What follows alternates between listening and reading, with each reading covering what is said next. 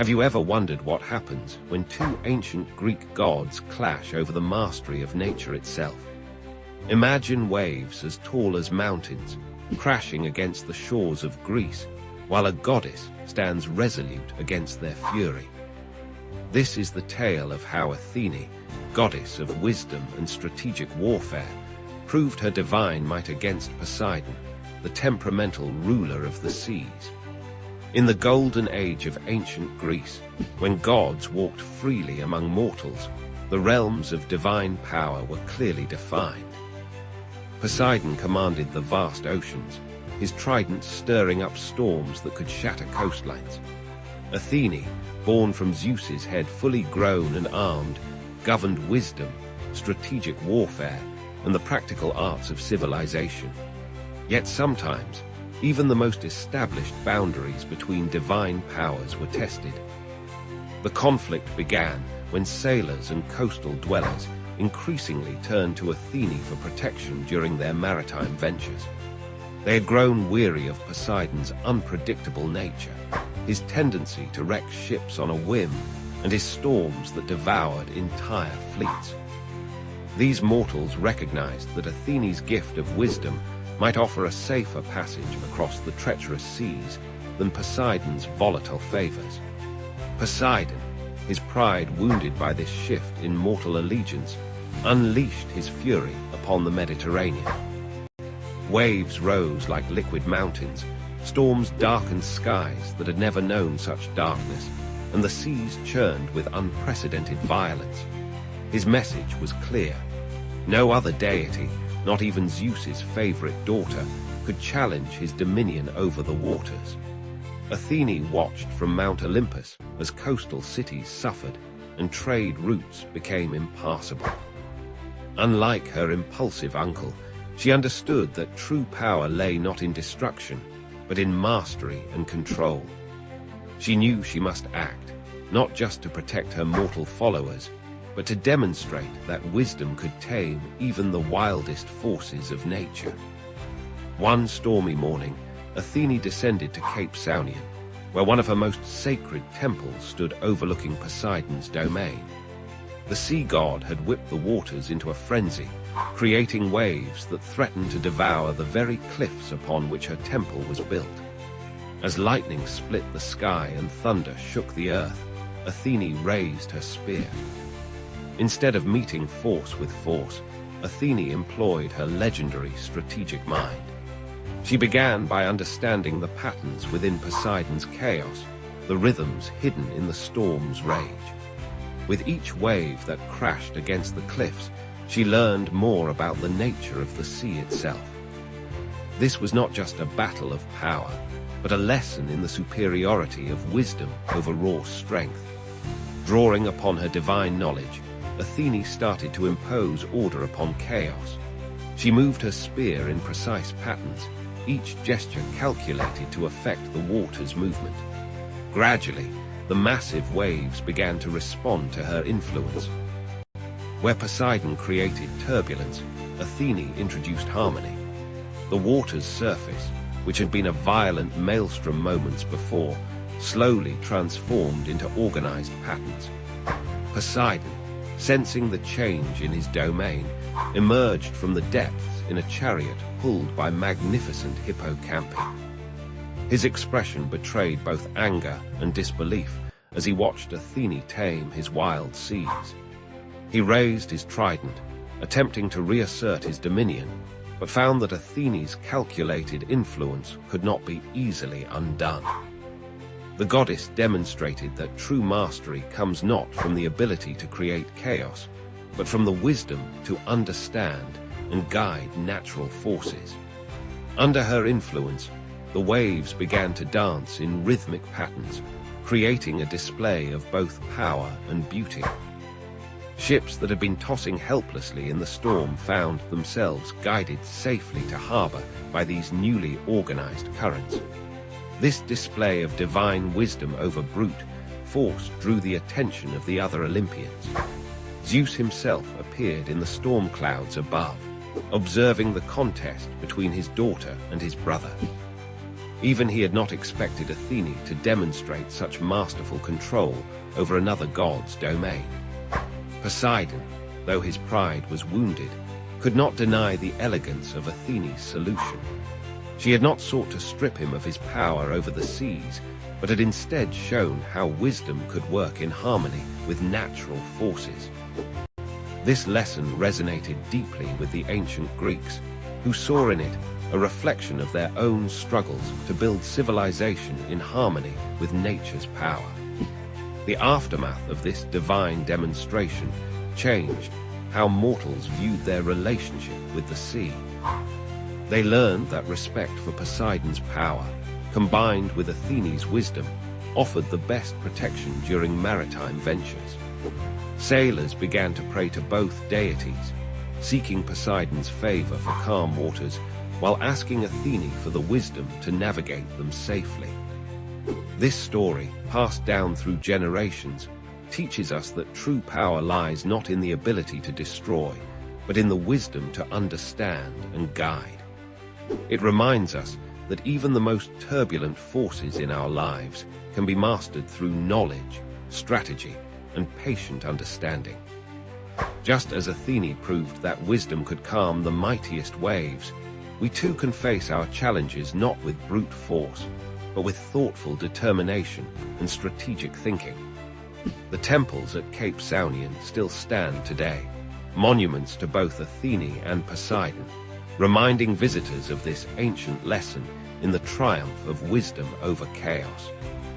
In their weathered columns, we can still feel the echo of that divine contest, where a goddess of wisdom proved that understanding nature's power is greater than. What if the entire universe was actually dancing, not just metaphorically, but literally pulsing with the rhythm of creation and destruction?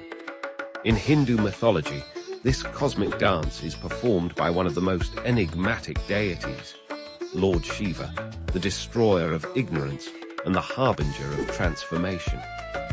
Shiva exists beyond time itself, dwelling in the snow-capped peaks of Mount Kailash in the Himalayas. He is part of the divine trinity, along with Brahma the creator and Vishnu the preserver. While Brahma creates and Vishnu maintains, Shiva dissolves not just the physical universe, but also the ego, ignorance, and attachments that bind human consciousness. Picture Shiva in his most iconic form as Nataraja, the cosmic dancer. His dance, called the Tandava, represents the 5 activities of the cosmos: creation, preservation, destruction, concealment, and revelation. In his upper right hand, he holds the Damaru, a drum that beats the rhythm of creation. His upper left hand carries Agni, the fire of destruction. His lower right hand shows the Abhaya Mudra, bestowing protection, while his lower left hand points to his raised foot, symbolizing liberation.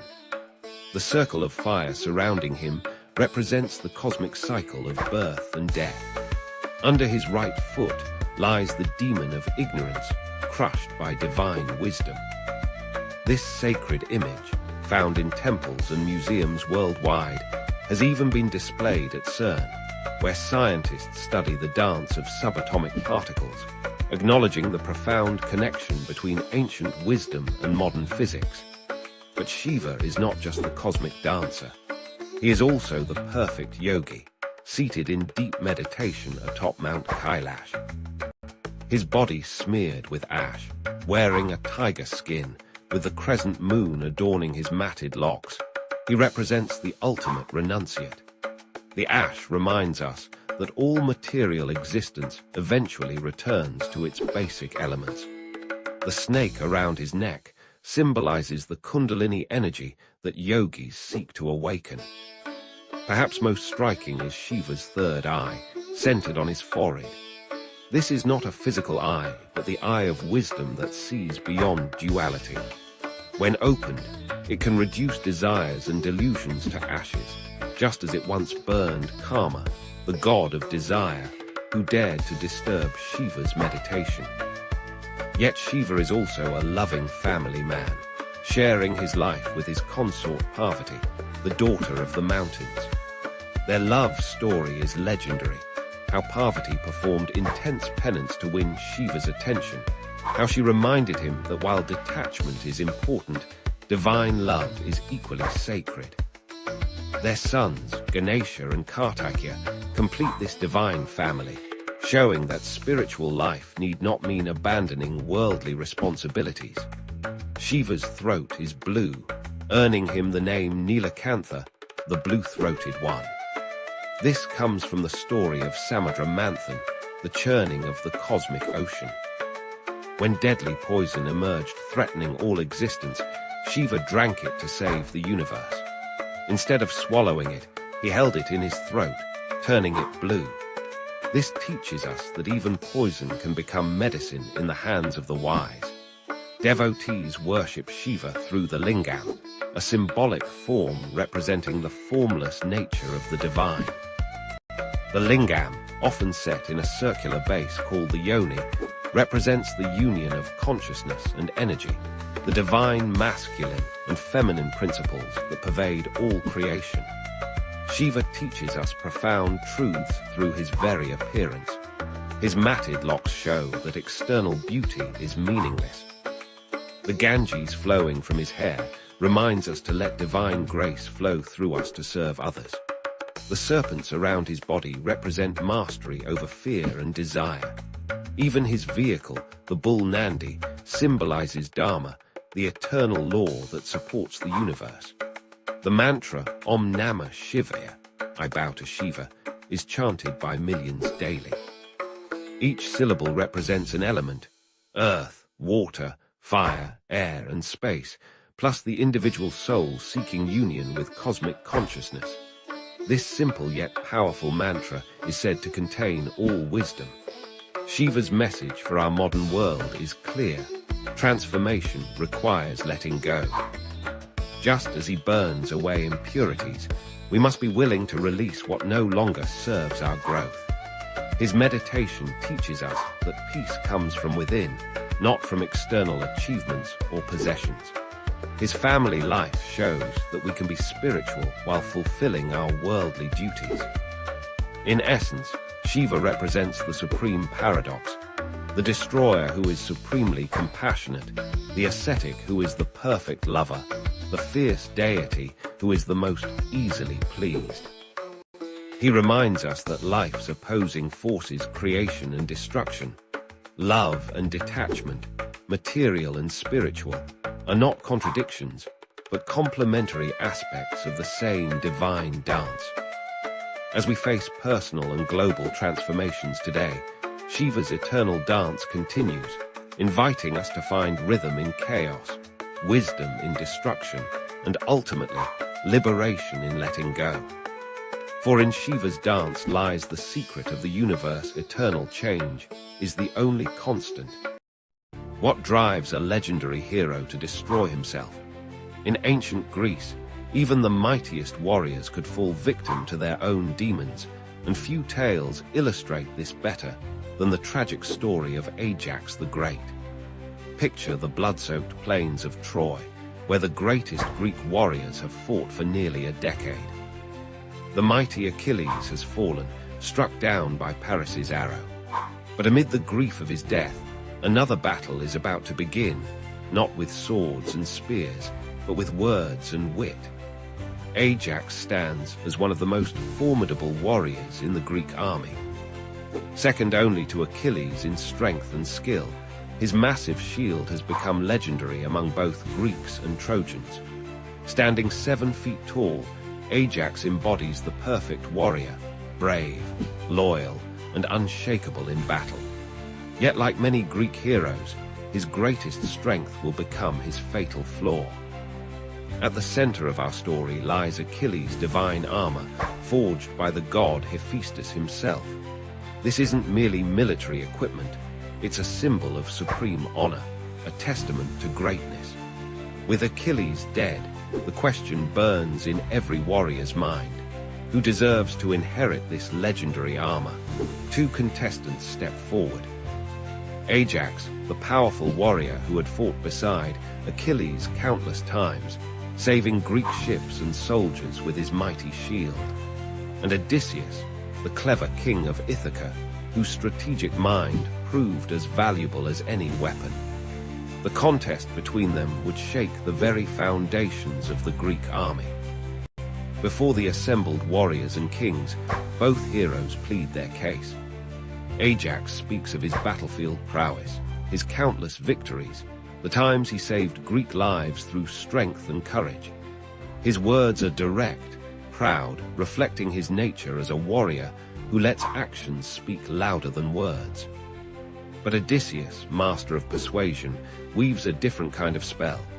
He speaks of cunning, of strategy, of wisdom in warfare. He reminds the Greeks how his intelligence helped them penetrate Troy's defenses. While Ajax fought with strength, Odysseus fought with mind, and in this contest, mind proves mightier than muscle. The judges, the Greek commanders themselves, make their choice. The divine armor goes to Odysseus. In that moment, something breaks within Ajax's proud heart. The warrior who never fell in battle falls victim to his own wounded pride. Rage and madness descend upon Ajax like dark storm clouds. That night, believing he's attacking the Greek commanders who slighted him, he slaughters a flock of sheep. In his delusion, he sees each animal as one of his former comrades, taking particular pleasure in torturing one he believes to be Odysseus. Dawn breaks, and with it comes clarity. Ajax awakens to find himself surrounded by dead livestock, his armor and hands stained with animal blood.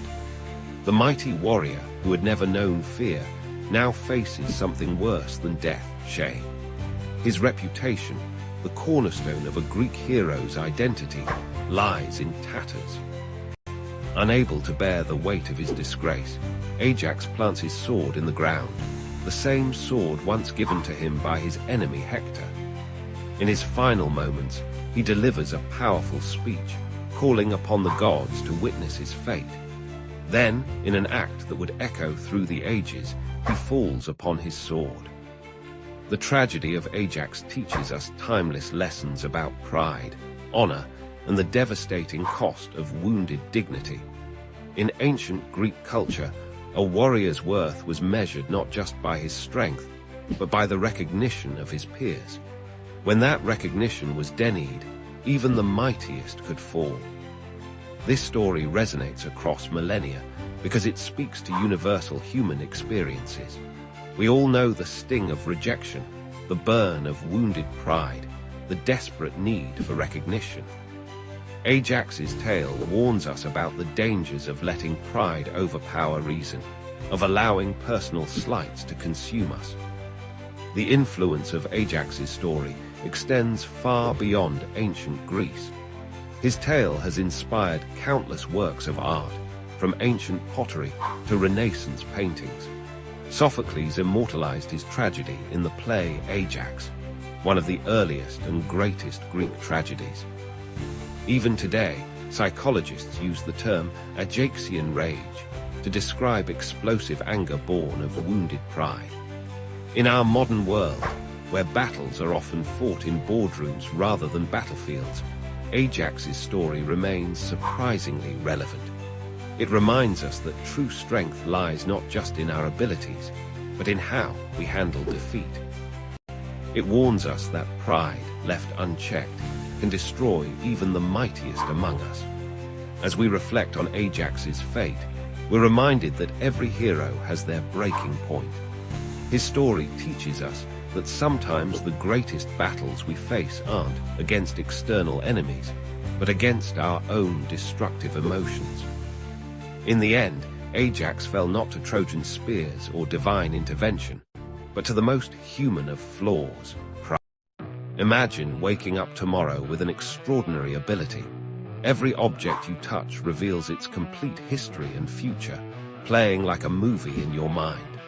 From the morning coffee mug showing its creation in a factory to the ancient ring predicting its fate centuries ahead. Suddenly, every item tells its story. But as we're about to discover, this power would transform our world in ways you'd never expect. Let's start with what seems obvious. Crime would change forever. Touch a murder weapon, and you'd instantly know who wielded it. Touch a stolen painting, and you'd see every hand it passed through. But here's where it gets interesting. Criminals would adapt. They'd start wearing special gloves, not to avoid leaving fingerprints, but to avoid imprinting their future actions onto objects. An entirely new branch of forensics would emerge, focusing on objects' stored memories rather than physical evidence. But the implications run deeper than crime solving. Imagine the antique market turning upside down overnight. That supposedly ancient vase, one touch reveals it was actually made last month in a basement in Ohio. The market for genuine historical artifacts would explode, while a new profession emerges: history authentication experts who can touch and verify an object's true past. Some antiques would skyrocket in value when their touch histories reveal connections to famous historical figures nobody knew about. Here's something less obvious: the emergence of clean object markets. People would start paying premium prices for factory-fresh items that haven't been touched by human hands. Why? Because nobody wants to buy a coffee table and suddenly experience the previous owner's entire family drama. Manufacturers would develop special handling protocols, creating entire factories where robots handle everything to keep objects' histories pristine. Think about the psychological impact. Touch your grandfather's old watch, and you might see both heartwarming memories and uncomfortable truths about his life you were never meant to know. Therapists would need to specialize in helping people cope with unwanted historical knowledge. Support groups would form for people traumatized by accidentally touching objects involved in tragic events. The privacy implications would reshape society. Giving someone a gift would mean sharing a piece of your past and future with them. Dating would transform. Imagine touching your date's phone and seeing their true intentions. We develop new social etiquettes around touching objects, and people would become intensely protective of their personal items. But here's where it gets really fascinating. The future-seeing aspect would create paradoxes. Touch your laptop, see it breaking next week, and decide to be more careful. Does that change the future you just saw? A whole field of philosophy would emerge around these temporal contradictions. Some people would become obsessed with touching objects to glimpse their futures, while others would avoid touching anything to prevent knowing their destiny. The business world would never be the same. Investment firms would hire people with particularly clear object-reading abilities. Touch a company's products, see their future market performance. But this would create new forms of insider trading. How do you regulate knowledge gained from future-sensing abilities? Education would transform too. History classes would involve students touching preserved artifacts to experience events firsthand. But this raises questions. Should children be allowed to touch objects that might show them disturbing historical events? Schools would need policies about appropriate touching age for different historical items. Consider the emergence of history-blocking materials, special coatings or containers that prevent people from reading an object's past or future. These would become essential for maintaining privacy and preventing information leaks. Governments would classify certain objects as touch-restricted for national security reasons. Real estate would face a revolution. House hunters would know every detail about a property's past and future just by touching the walls. Insurance companies would require touch assessments before issuing policies. But would you want to buy a house if you could see it burning down in 20 years? Museums would transform from look-but-don't-touch institutions into interactive experience centers. But they'd need elaborate systems to prevent visitors from accessing sensitive historical information through touch. Some artifacts might reveal secrets that could rewrite history books or upturn religious beliefs. Perhaps most profoundly, our relationship with everyday objects would change forever. Every item would carry the weight of its complete time length. That simple pencil on your desk. It contains the story of the tree it came from and every word it will ever write.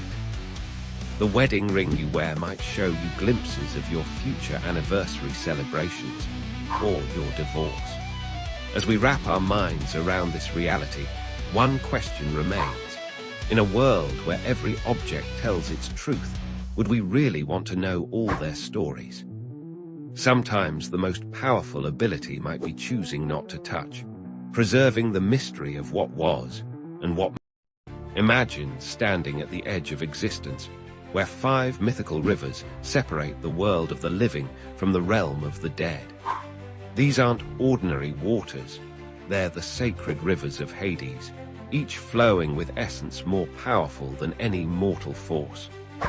Today, we're diving deep into one of Greek mythology's most fascinating aspects, the 5 rivers that shape the geography of the underworld and the fate of every soul. In ancient Greek belief, when someone died, their soul had to navigate these mysterious waters to reach their final destination. The Greeks didn't see death as an end, but rather a transition, and these 5 rivers were the pathways through which every soul had to pass. Let's begin with the Acheron, known as the River of Woe. Picture dark waters churning with the grief of countless souls who have passed through its depths. The ancient Greeks believed this was the main entrance to the underworld, where Charon, the infamous ferryman, would wait with his boat.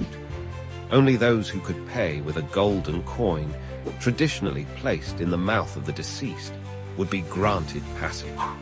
Those who couldn't pay were doomed to wander its shores for 100 years.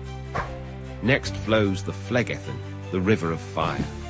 Unlike any river in our world, its waters burn with eternal flames. This river of liquid fire encircles Tartarus, the deepest and most terrible part of the underworld, where the greatest sinners face their punishment. The ancient Greeks believed its burning waters were used to torture the wicked, with flames that could never be extinguished. Perhaps the most famous is the River Styx, the river of hatred and unbreakable oaths. This is the river by which the gods themselves swear their most solemn vows. Legend tells us that when the goddess Thetis dipped her son Achilles into these waters, he became nearly invulnerable, except for his heel, which never touched the water. The Styx was believed to be so powerful that its waters could even dissolve metal, representing the absolute nature of divine promises. The 4th river, the Cocytus, is known as the River of Lamentation. Its waters echo with the wails and cries of the dead who realize their fate. The Greeks believed this river formed from the tears of those condemned to Tartarus, creating an endless cycle of sorrow. Its banks are said to be lined with weeping willows, their branches trailing in the dark waters below. Finally, we come to the Lethe, the River of Forgetfulness. This might be the most philosophically intriguing of all the rivers. Those who drank from its waters would forget their entire mortal life. Every joy, every sorrow, every memory would be washed away. The Greeks believed this river was crucial for reincarnation, as souls preparing to return to the world of the living would drink from the Lethe to begin their new life with a clean slate. These rivers weren't just geographical features of the underworld. They represented fundamental aspects of the human experience with death. The Acheron embodied the sorrow of separation. The Phlegethon represented divine justice. The Styx stood for the finality of death and the weight of promises. The Cocytus reflected the natural grief of loss, and the Lethe symbolized the possibility of renewal and rebirth. The influence of these 5 rivers extends far beyond ancient Greece. Their names and meanings have permeated literature, art, and popular culture throughout history. Dante referenced them in his Divine Comedy, and countless artists have depicted their mysterious waters. Even today, we use phrases like Stygian darkness to describe something particularly gloomy or impenetrable. Modern psychology has found parallels between these rivers and the stages of grief. The Acheron represents denial and isolation, the Phlegethon anger, the Cocytus bargaining, the Styx depression, and the Lethe acceptance. This shows how deeply the ancient Greeks understood human nature and our relationship with mortality. The rivers also reflect the Greek understanding of justice and cosmic order. They believed that every action had consequences, and these rivers were part of the divine mechanism that ensured fairness in the afterlife. The wealthy couldn't bribe their way to a better fate, and the wicked couldn't escape their punishment. Today, as we face our own questions about mortality and justice, these ancient rivers continue to resonate. They remind us that every culture grapples with the same fundamental questions. What happens after death? How do we face our past actions? What does it mean to start anew? The 5 rivers of Hades stand as a testament to the sophistication of Greek mythology and its enduring relevance. They tell us that death isn't simply an end, but a complex journey through sorrow, justice, binding oaths, lamentation, and ultimately, the possibility of renewal. In their dark waters, we see reflected our own hopes, fears, and eternal questions about what lies beyond the veil of mortality. What lengths would you go to protect your love and kingdom? In ancient Greece, one remarkable queen's answer to this question became legendary, as she employed wit and wisdom to outmaneuver an army of suitors who threatened everything she held dear. In the grand palace of Ithaca, Queen Penelope faced a crisis that would test both her loyalty and cleverness. Her husband, the legendary King Odysseus, had been absent for nearly 20 years. First, he'd gone to fight in the Trojan War, and then, due to the gods' interference, his journey home became an epic odyssey of its own. While tales of his adventures spread across the Mediterranean, Penelope's own story of resilience unfolded within the walls of their palace. As years passed without word from Odysseus, noble families from across Greece became convinced the king must surely be dead. More than 100 suitors descended upon Ithaca, each hoping to marry Penelope and claim the throne. These men weren't merely persistent, they were parasites, making themselves at home in the palace, feasting daily on the kingdom's resources and depleting the royal wealth that rightfully belonged to Penelope's son, Telemachus. But Penelope, blessed with intelligence that rivaled her husband's legendary cunning, refused to be forced into a marriage she didn't want.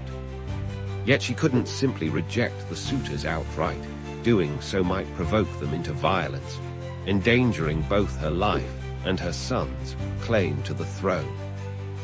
She needed a strategy that would buy her time while maintaining the delicate balance of power. That's when Penelope devised one of the most brilliant deceptions in Greek mythology. She announced to the suitors that she would choose a new husband, but only after she completed weaving a funeral shroud for Odysseus's elderly father, Laertes. This was a perfectly reasonable request. Preparing burial clothes for family members was a traditional duty of Greek noblewomen. The suitors could hardly object to such a pious act without revealing their true, dishonorable intentions. What the suitors didn't know was that Penelope had transformed this simple task into an ingenious trick. Each day, she would sit at her loom in full view of the palace, diligently weaving the elaborate burial shroud. But each night, by the light of torches, she would secretly unravel her day's work. This way, the shroud never neared completion, and Penelope kept her unwanted suitors at bay. For 3 years, this clever deception continued. While the suitors grew increasingly frustrated, none suspected the truth behind the never-ending weaving project. Penelope's hands worked tirelessly weaving by day, unraveling by night, while her mind remained fixed on her beloved Odysseus, hoping against hope for his return.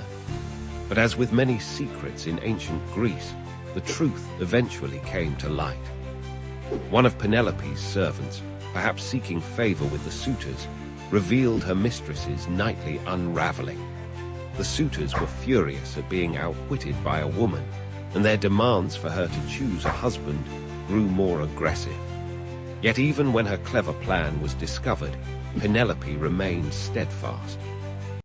She had bought precious time, 3 years of maintaining her independence and protecting her son's inheritance. Her intelligence and determination had proven that she was every bit as resourceful as her famous husband. This tale resonates deeply with themes that remain relevant today. It speaks to the power of intellectual resistance against brute force, the strength found in quiet determination, and the importance of staying true to one's principles even when faced with overwhelming pressure. Penelope's weaving trick demonstrates how creativity and wit can be powerful weapons against those who rely solely on wealth and status. The story also challenges traditional gender roles in ancient Greek society. While the suitors attempted to claim power through aggressive pursuit and intimidation, Penelope maintained control through cunning and peaceful resistance. Her loom became both a symbol of traditional feminine duties and a tool of sophisticated political maneuvering. In Greek art and literature, Penelope's weaving has become a powerful metaphor for loyalty, patience, and clever resistance. Countless ancient vases depict her at her loom, and her story has inspired artists and writers for over 2 millennia. The phrase Penelope's web entered common language, referring to any task that seems never-ending or any clever plan to buy time. What makes Penelope's story particularly compelling is that she didn't need divine intervention or magical powers to overcome her challenges. Unlike many Greek myths where gods and monsters dominate the narrative, Penelope relied entirely on her own intelligence and determination. She proved that sometimes the greatest power lies not in physical strength or divine favor, but in the quiet persistence of human ingenuity. Today, Penelope's tale continues to inspire. Her story reminds us that resistance doesn't always require grand gestures or open confrontation. Sometimes, the most effective strategy is patient, intelligent manipulation of circumstances, turning seemingly powerless positions into sources of strength. In a world that often celebrates immediate action and direct conflict, Penelope's careful, measured approach offers an alternative model of power and resistance that remains remarkably relevant. Thank you for watching. Please like, share, and subscribe for more amazing. Have you ever wondered if love could be so powerful that it could transform a mortal into a goddess? In ancient Greece, they told a tale that proved exactly that, the extraordinary story of Psyche and Cupid, where mortal beauty dared to challenge divine law, and love conquered all obstacles in its path. In a distant Greek kingdom, there lived a princess named Psyche, whose beauty was so breathtaking that people began worshipping her instead of Venus, the goddess of love and beauty. Mortals abandoned Venus's temples, leaving them covered in dust, while they flocked to catch a glimpse of Psyche's radiant face. Yet despite her divine-like appearance, Psyche felt desperately alone. No mortal man dared to court someone so beautiful they thought she must be a goddess. Venus, consumed by jealousy, devised a cruel plan. She commanded her son Cupid, the mischievous god of love, to make Psyche fall in love with the most hideous creature on earth. But fate had other plans. When Cupid saw Psyche, he was so startled by her beauty that he accidentally pricked himself with his own arrow of love.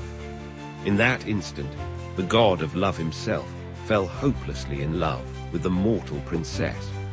Concerned by their daughter's lack of suitors, Psyche's parents consulted an oracle of Apollo. The oracle's response was devastating. Psyche was to be left on a mountain, where a terrible monster would claim her as his bride. With heavy hearts, they followed the oracle's command. But instead of a monster, the gentle west wind carried Psyche to a magnificent palace floating among the clouds. In this magical palace, invisible servants attended to Psyche's every need. And each night, in complete darkness, her mysterious husband would visit her. He made one condition: she must never attempt to see his face. For a time, Psyche lived in perfect happiness, though she longed to know the identity of her loving husband. But happiness rarely stays unchallenged. Psyche's jealous sisters visited and planted seeds of doubt in her mind. They convinced her that her unseen husband must be the prophesied monster, plotting to devour her. One fateful night, consumed by curiosity and fear, Psyche lit a lamp while her husband slept. There she saw not a monster, but the breathtakingly beautiful god of love himself. In her surprise, Psyche's hand trembled, and a drop of hot oil fell on Cupid's shoulder. He awoke, and in his pain and betrayal, flew away, leaving Psyche alone in the now empty palace. The magical servants vanished, and the beautiful home crumbled to dust around her. But Psyche refused to accept defeat. If love could transform a god into a gentle husband, perhaps it could transform a mortal into someone worthy of divine love. Thus began Psyche's impossible quest to win back Cupid's love.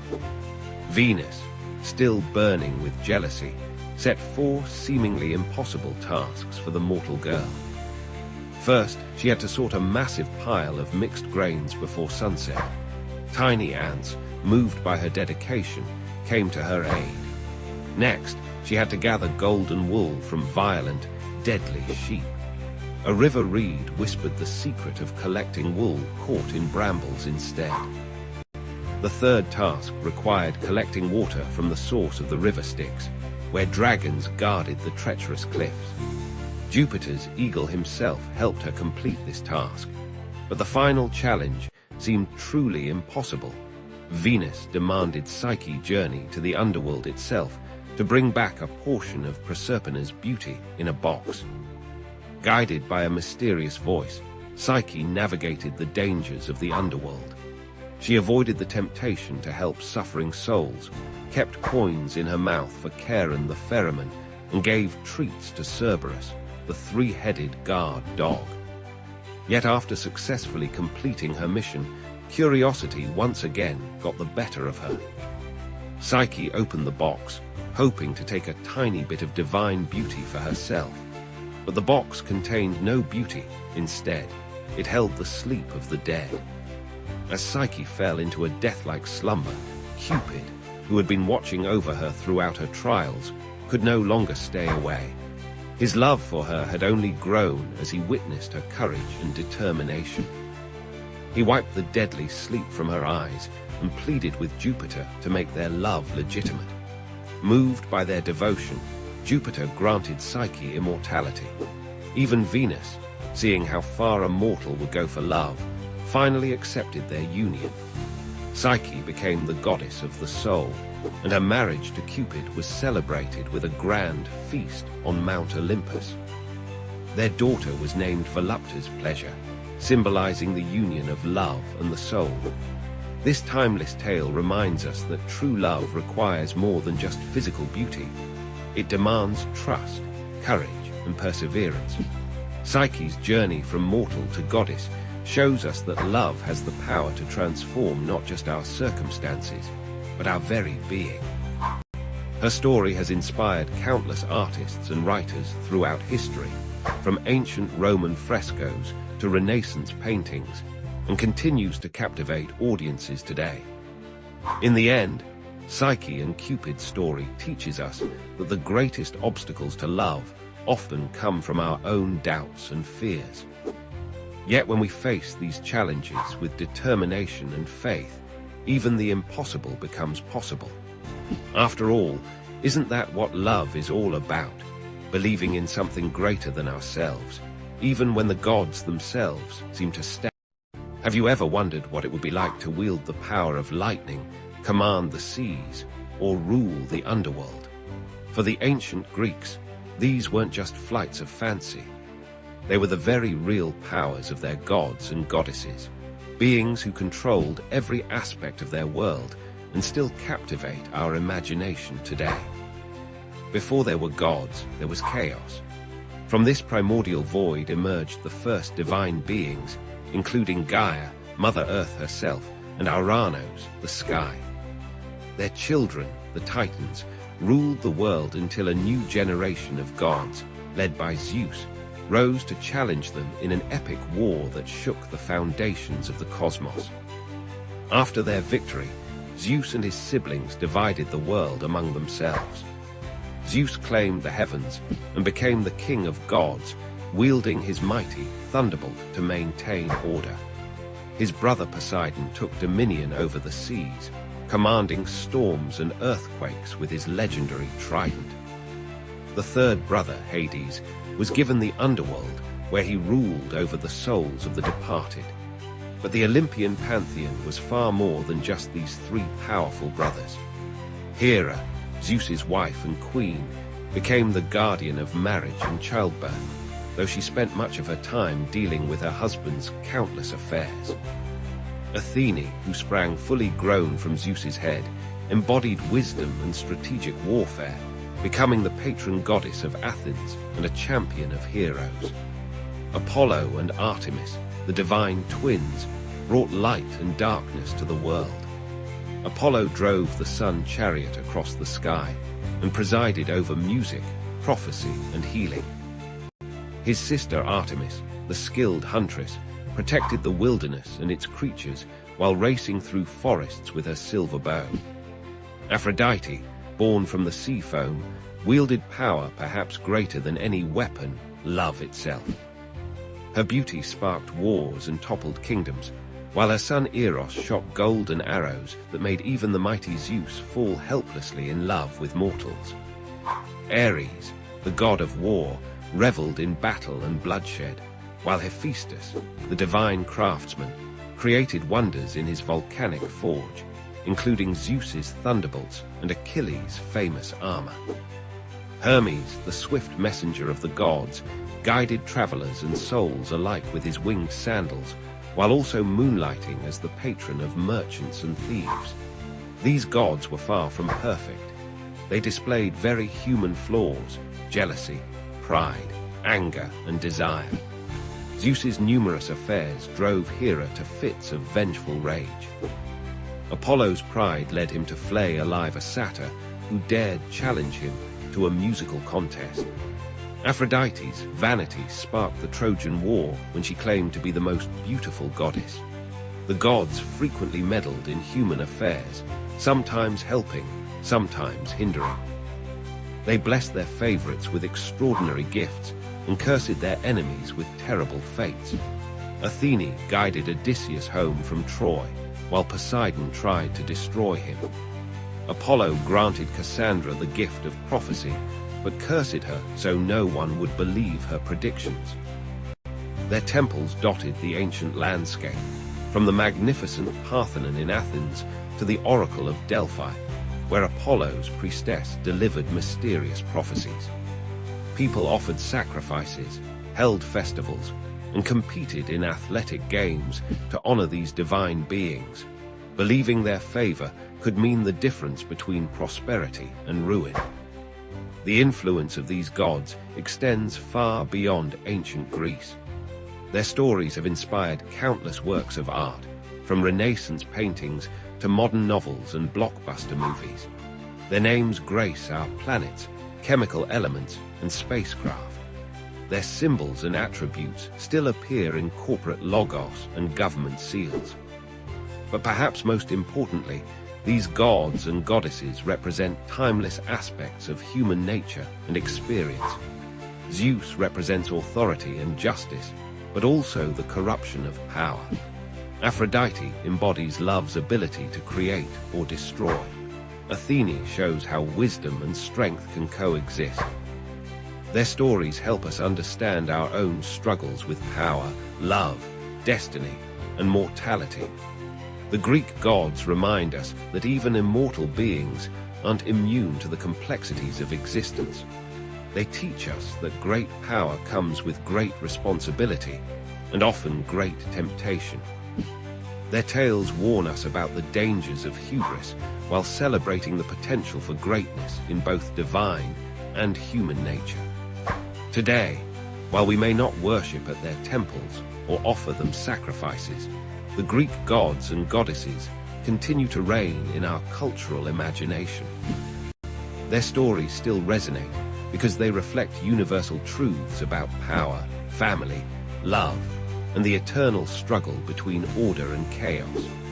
In their strengths and flaws, their triumphs and failures, we see reflections of our own humanity, magnified to divine proportions. These Olympian gods, with their all-too-human personalities and superhuman powers, remain powerful symbols of the forces that shape our lives and our world. Their legacy lives on, reminding us that the stories we tell about divine beings often reveal profound truths. Imagine being married to the most powerful being in the universe. Now, imagine that your spouse can't stop chasing after other lovers. Welcome to the tumultuous world of Greek mythology, where even the queen of the gods isn't immune to marital drama. Today, we're diving into the fascinating tale of Hera, Zeus, and the elaborate tests she devised for her husband's many lovers. In ancient Greece, the gods were far from perfect. They embodied human traits, love, jealousy, anger, but on a grand, immortal scale. And no relationship exemplified this more than that of Zeus and Hera, the king and queen of Mount Olympus. Zeus, the mighty ruler of the gods, was known for his power, wisdom, and unfortunately, his wandering eye. His list of affairs was longer than a scroll in the library of Alexandria. Hera, on the other hand, was the goddess of marriage and childbirth. Ironic, isn't it? The patron of faithful unions was stuck in the most unfaithful marriage in all of mythology. But Hera wasn't one to sit idly by while Zeus gallivanted across the mortal world. Oh no, she had a plan, a series of tests and trials for Zeus's lovers that would make modern reality TV shows look tame in comparison. Let's start with one of Zeus's most famous affairs, his relationship with Io, a beautiful priestess of Hera's own temple. When Hera suspected Zeus's interest in Io, she didn't confront him directly. Instead, she devised a clever test. One day, Hera descended from Olympus and approached Io. With a smile that could freeze the Mediterranean, she said, "My dear, I've heard so much about your beauty and grace. Surely you must be blessed by the gods themselves. Tell me, have you ever met my husband, Zeus?" Io, caught off guard and fearing Hera's wrath, stammered and denied any knowledge of Zeus. But Hera wasn't fooled. She knew the signs of her husband's dalliances all too well. As punishment, she transformed poor Io into a white heifer, a cow, and set a 100-eyed giant named Argus to watch over her. Zeus, seeing his lover's plight, sent Hermes to rescue Io. The clever messenger god lulled Argus to sleep with music and stories, then slew him. But Hera wasn't done yet. She sent a gadfly to torment Io, driving the cow-shaped maiden to wander the earth in misery. This tale of Io showcases Hera's cunning. She didn't just punish, she tested. By confronting Io directly, she gave the mortal a chance to confess. When Io failed this test of honesty, Hera's retribution was swift and creative. But Hera's tests weren't always so straightforward. Take the case of Semele, another of Zeus's mortal lovers. Hera disguised herself as Semele's old nurse and visited the young woman. In this guise, she planted seeds of doubt in Semele's mind. "My dear," the disguised Hera cooed, "are you sure your lover is truly Zeus? Many men claim to be gods to seduce innocent maidens. If he is Zeus, surely he would appear to you in all his divine glory." Semele, naive and in love, took this advice to heart. The next time Zeus visited, she made him swear on the river Styx an unbreakable oath for the gods to grant her one wish. Zeus, besotted, agreed without hesitation. Semele then asked to see him in his true, divine form. Zeus was horrified.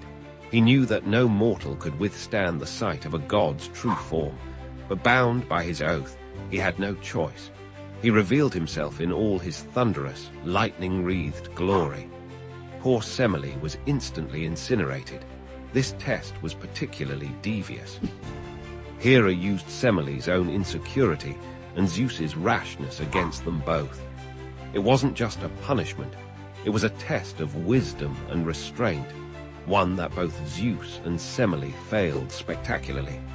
But perhaps Hera's most famous test was the one she devised for Heracles, Zeus's demigod son. From the moment of his birth, Hera despised Heracles as living proof of Zeus's infidelity.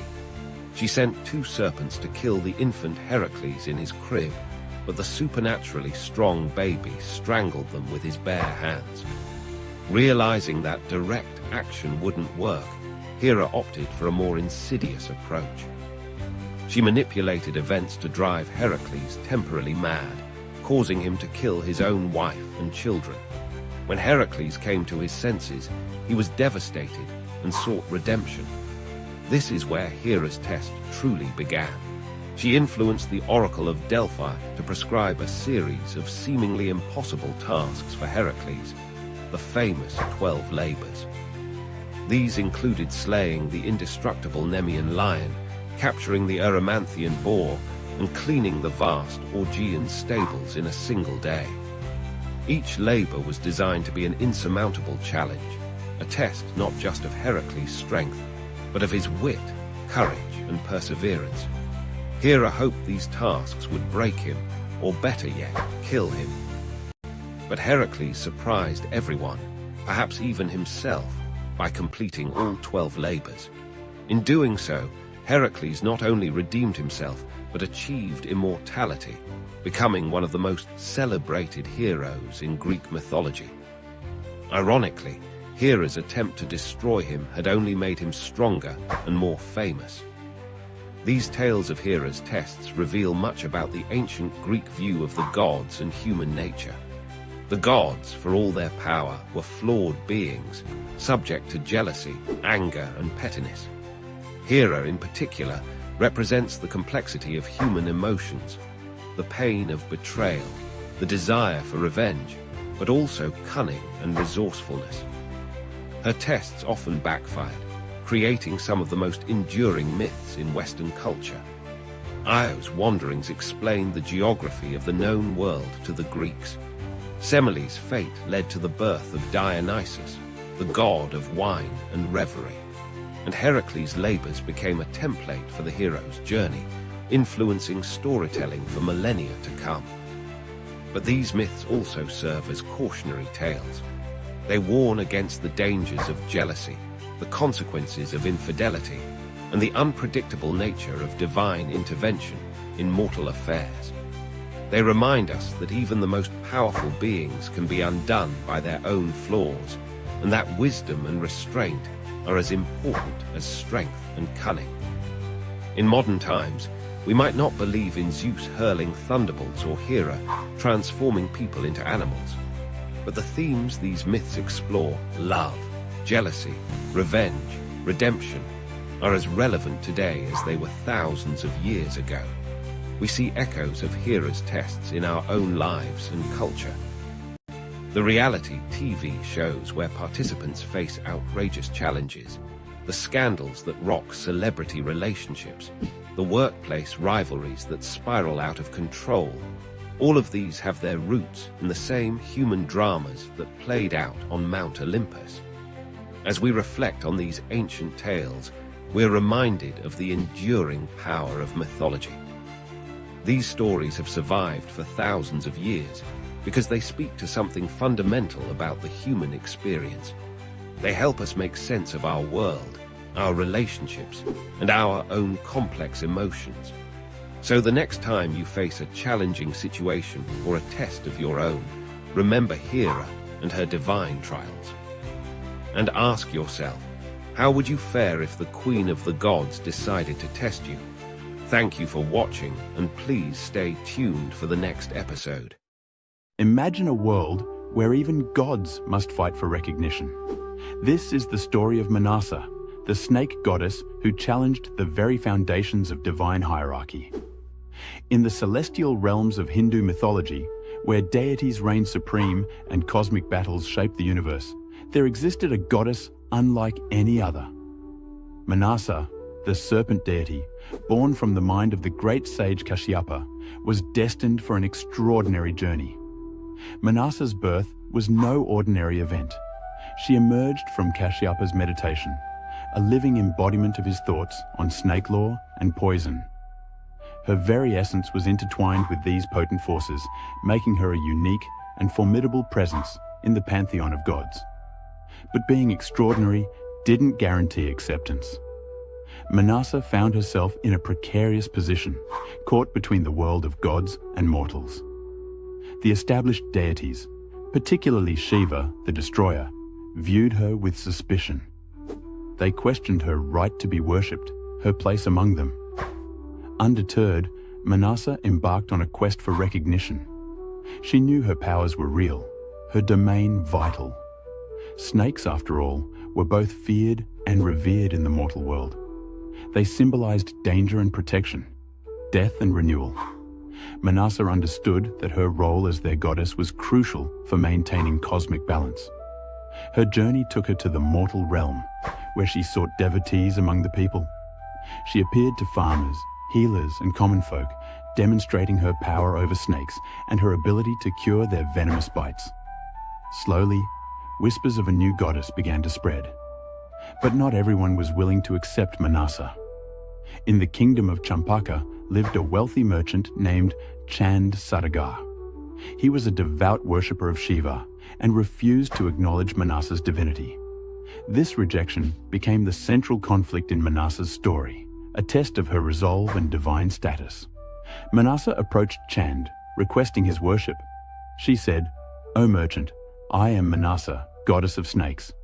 Offer me your devotion, and I shall protect you and your kin from the dangers of serpents." But Chand, proud and stubborn, replied, "I bow only to Lord Shiva. I need no protection from a self-proclaimed goddess." This rejection ignited a battle of wills that would span years. Manasa, determined to prove her worth, unleashed her powers. She sent snakes to destroy Chand's gardens, sink his ships, and threaten his family. With each calamity, she offered him a chance to relent, to accept her divinity. But Chand remained steadfast. He cried out to Shiva, "O Mahadeva, protect me from this pretender." And for a time, Shiva's blessings shielded him from Manasa's wrath. This divine tug-of-war illustrated a profound truth in Hindu philosophy: the interconnectedness of all deities and the complex nature of devotion. As the conflict escalated, it caught the attention of other gods. They watched with interest, some sympathizing with Manasa's struggle, others wary of upsetting the established order. This cosmic drama reflected the earthly struggles of acceptance and change, a theme that resonates even in our modern world. Manasa's perseverance began to pay off. More and more mortals turned to her for protection, offering prayers and rituals in her name. Her power grew with each new devotee, challenging the notion that divinity was a fixed, unchanging state. The tide turned when Chand's son, Lakhinder, fell victim to a deadly snakebite on his wedding night. In her grief, Behula, Lakhinder's wife, turned to Manasa for help. She undertook a perilous journey, floating down the river with her husband's lifeless body, facing numerous trials. Behula's unwavering faith touched Manasa deeply.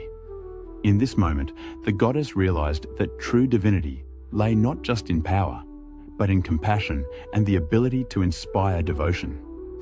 She restored Lakhinder to life, proving her divine capabilities once and for all. This act finally broke Chand's resistance. He saw the truth of Manasa's godhood and the folly of his stubborn denial. In a moment of humility, he offered her worship, but with a twist that spoke to his enduring pride.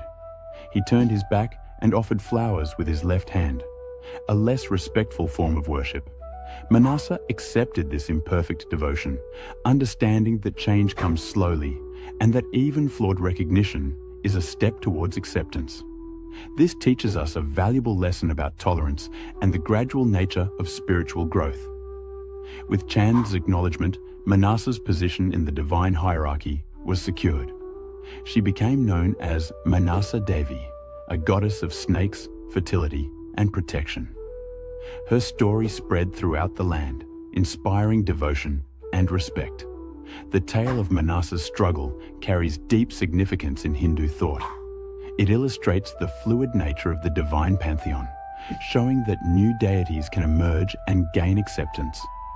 This reflects the adaptable, inclusive nature of Hinduism itself.